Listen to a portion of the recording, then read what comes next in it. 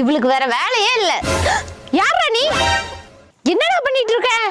சாரிக்கா, சாப்பாட்டுக்கே ரொம்ப கஷ்டமா இருக்கு, அதான் தெரியாம கோழியை திருட வந்தேன். சாப்பாட்டுக்கு வழி இல்லனா சாப்பாட திருட வேண்டியதானே? எதுக்குடா கோழியை திருடுற? என்னப்பா அக்கான்னு சொல்லி ஃபீல் பண்ண வச்சிட்ட.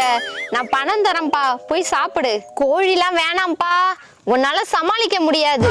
ஆமா, சாணி அள்ளியே செத்துருவ. இந்தாப்பா பணம். தம்பி, பணம் சம்பாதிக்க 1000 வழி இருக்கு அப்படின்னு ஒரு புத்தகம் இருக்கு, அதை வாங்கி படிச்சு பொழைச்சிக்கப்பா. அந்த புத்தகத்தை எழுதுனதே நான் தான். அப்ப ஏன்டா திருட வந்த? அந்த 1000 வழியில இதான் முதல் வழி.